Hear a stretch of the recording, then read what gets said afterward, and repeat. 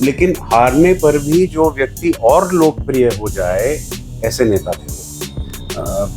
जनता उन्हें सर माथे पर बिठा कर रखती थी। और वो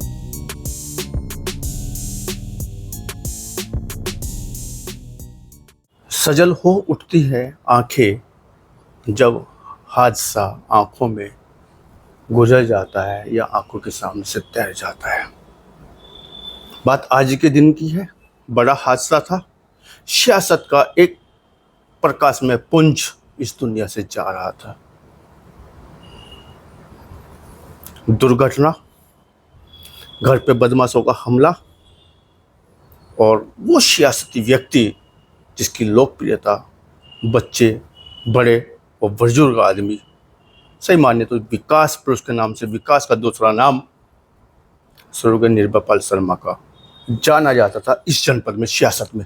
आज उन्हीं की पुण्यतिथि है। बातचीत करेंगे, चर्चा करेंगे। हमारे साथ में जब पूर्व सांसद राघव लखन पाल जी जुड़ चुके हैं जीडी न्यूज़ के साथ में। आपका बहुत बहुत स्वागत है सर।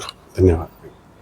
सर, वास्तव में जब मैं बहुत छोटा था, शुरुआत यहीं से करता हूँ, और कभी कभी नाम उनका आता था जी। तो लगता था कि जो सियासत में ऐसे लोगों का रहना बहुत जरूरी है। एक हादसा हुआ, एक दुर्घटना हुई, दुनिया से चल बसे। कैसा महसूस करते सर? आपके पिता थे, क्या कहना चाहेंगे?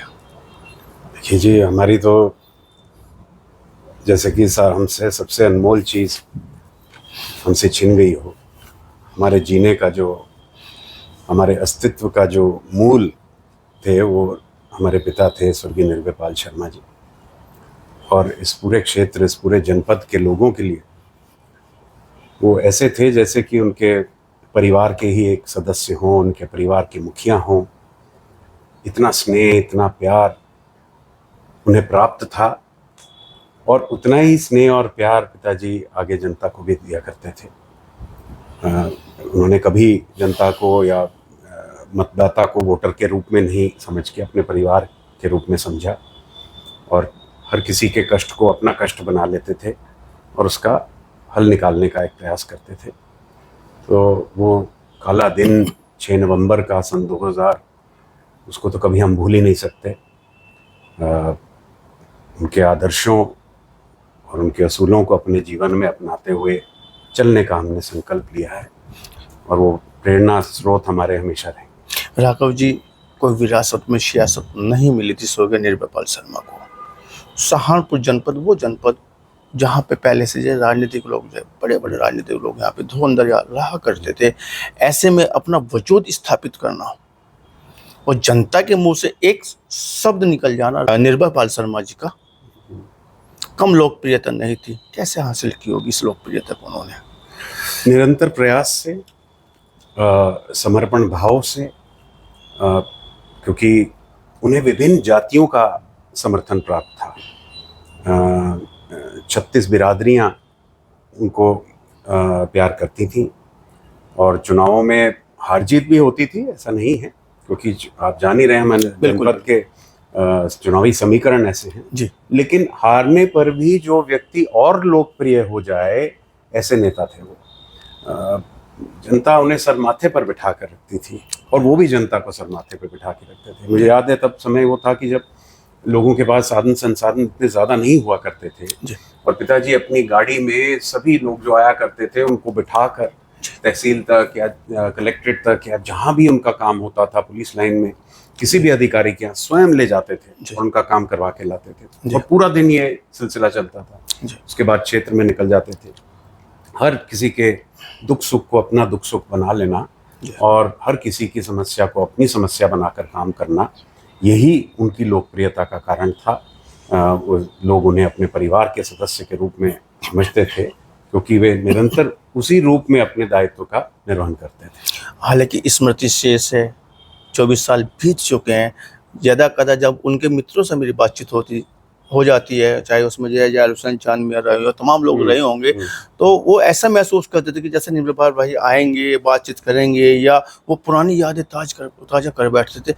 आज तक भी जब उनके मन से नहीं निकली, तो सर इतनी लोकप्रियता हासिल करना। जी हाँ, वास्तव में मैं नहीं समझता कि ऐसा कोई, बहुत कम ऐसे उदाहरण होंगे, और वो लोकप्रियता हासिल करना अपने आप में, देखिए बड़े पदों को तो बहुत से लोग पा जाते हैं, लेकिन दिलों पर राज करना यही असली लोकप्रियता है।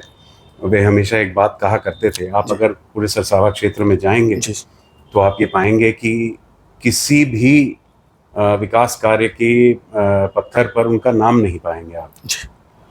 वो हिदायत देते थे अधिकारियों को कि मेरा नाम मत लिखना।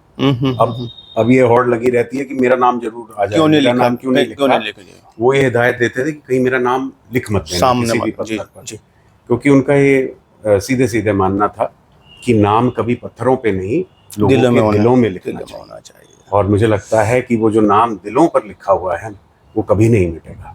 सर मुझे याद आ रहा है, चुनाव लड़ा था उन्होंने, लोकसभा का चुनाव लड़ा था, और मैं मानता हूँ कि उस समय 7 विधानसभाएं इस सीट पे रहती थी, सहारनपुर सीट पे, जिसमें हमारी गंगो और नकुल भी इसमें जुड़ी हुई थी। तो 1.25 लाख से ज़्यादा वोट उन्होंने प्राप्त किए थे, और सांसद नकली सिंह भी भाजपा से चुनाव लड़ रहे थे।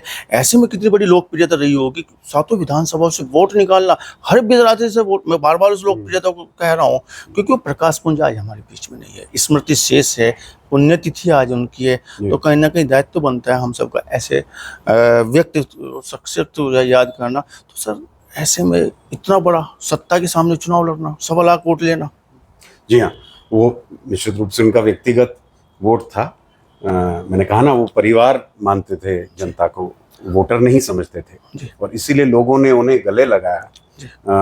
उस चुनाव में ऐसा माहौल था कि वास्तव में वो विजय श्री भी प्राप्त कर सकते थे, लेकिन क्योंकि उन्होंने मन चुनाव लड़ने का बस चुनाव से ठीक पहले ही बनाया, तो इसलिए उस प्रकार की तैयारी नहीं हो पाई। उसके बावजूद 1.25 लाख वोट ले लेना ये अपने आप में दर्शाता है कि उनकी लोकप्रियता किस मकाम पे थी। और हम तो उनके कार्य करने की जो एक क्षमता थी, उनकी जो कार्यशैली थी, उसका एक छोटा सा अंश भी अपने जीवन में अगर ला पाएं तो हम सोचेंगे हमने बहुत बड़ी। राघव जी, जो घटना घटी है, कहीं उसका चुनाव से तो कोई लिंक नहीं रहा होगा, क्या मानते हैं आप?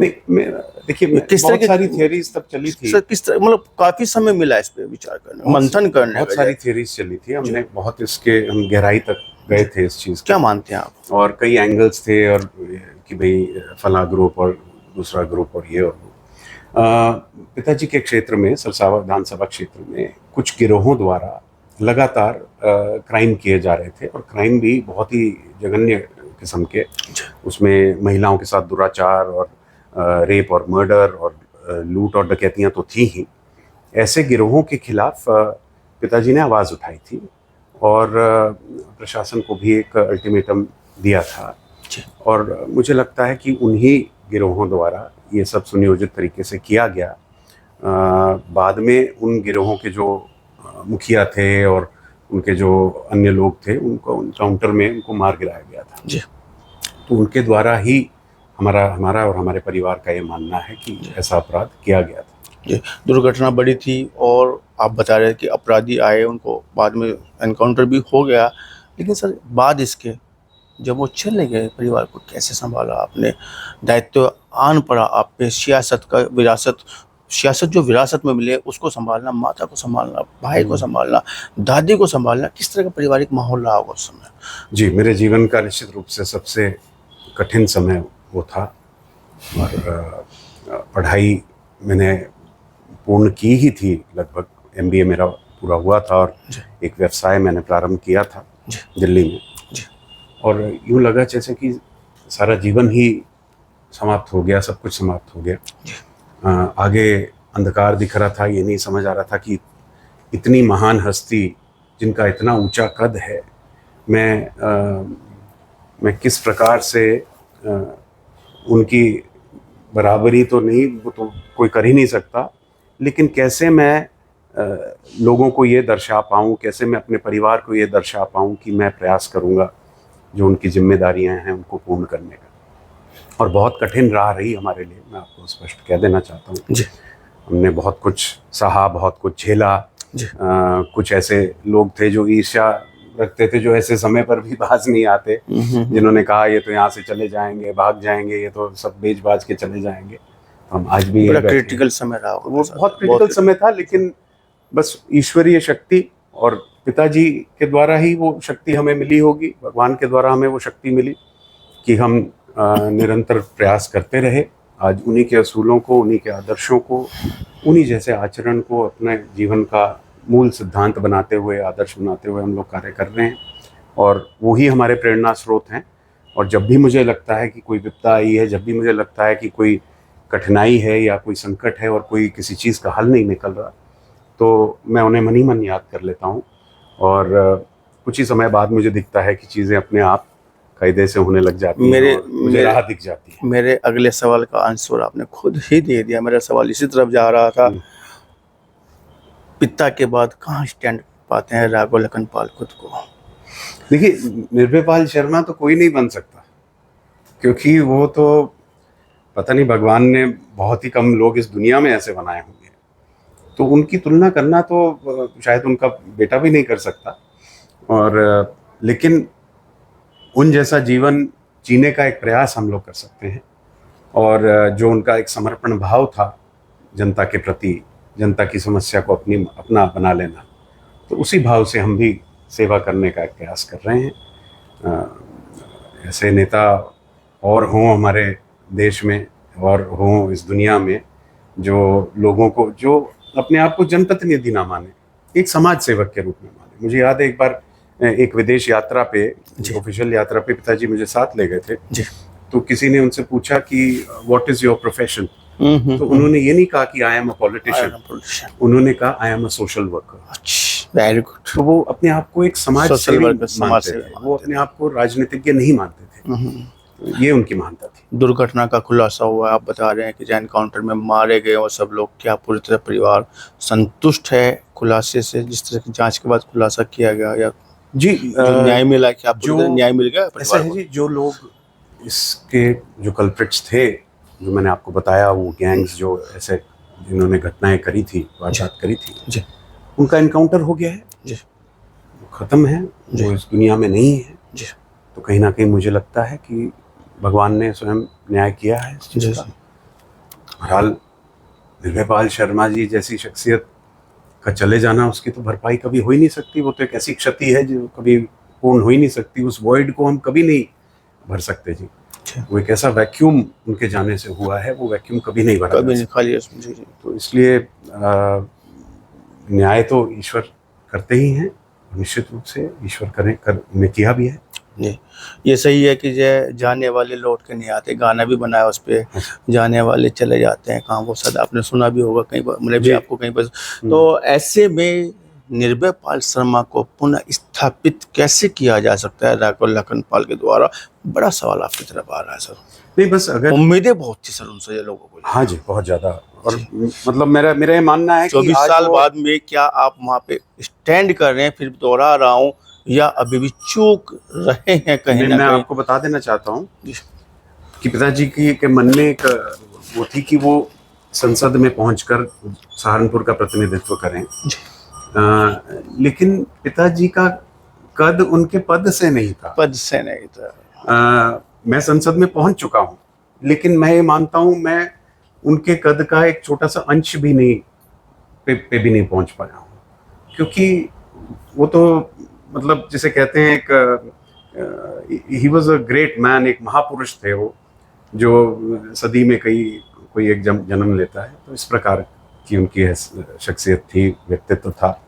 लेकिन उन्हीं के आदर्शों पर हम चलने का संकल्प लेकर चले हुए हैं, और पिछले 24 वर्षों में उसी सच्चाई से, उसी ईमानदारी से, उसी कर्मठता से लोगों की सेवा करने का हमने एक संकल्प लिया, वो पूर्ण कर रहे हैं। बहुत बड़ी बात है कि बेदाग छवि के जैसे सियासत ज़्यादा रहे हैं, और लोकप्रियता भी बहुत है। मैं बार बार फिर उस बात को दोहरा रहा हूँ, वास्तव में लोकप्रियता बहुत है। क्या संदेश देना चाहेंगे उन लोगों को जो सीधा सीधा जो है निर्भय पाल शर्मा जी से जुड़े हुए थे और आप में अक्स पाते हैं निर्भय पाल शर्मा जी का? मैं तो यही कहूँगा कि वे सभी लोग जो पिताजी से जुड़े हुए हैं या जुड़े रहे हैं, वे सब हमारे परिवार का सदस्य हैं, हम उनके परिवार के सदस्य हैं। और कोई ऐसा गांव नहीं होगा, मैं समझता हूं कि सरसावा विधानसभा क्षेत्र सातों विधानसभा पूरे जनपद में, बल्कि बहुत से ऐसे लोग मुझे मिलते रहते हैं समय समय पर, जो बताते हैं कि आपके पिताजी से हमारे बहुत पुराने संबंध थे, बहुत घनिष्ठ संबंध थे। तो वो यादों को कभी भुलाया नहीं जा सकता, और हमें प्रेरणा लेनी चाहिए एक ऐसे महान व्यक्तित्व से, एक ऐसे इंसान से, एक सच्चे नेक ईमानदार इंसान से प्रेरणा लेनी चाहिए और उसी प्रकार से अपने जीवन को आगे बढ़ाने का एक प्रयास करना चाहिए। तो ये थे हमारे साथ में जय पूर्व सांसद राव लखन पाल शर्मा जी, और पुण्यतिथि पर आज विशेष बातचीत की गई है निर्भय पाल शर्मा जी की पुण्यतिथि पर।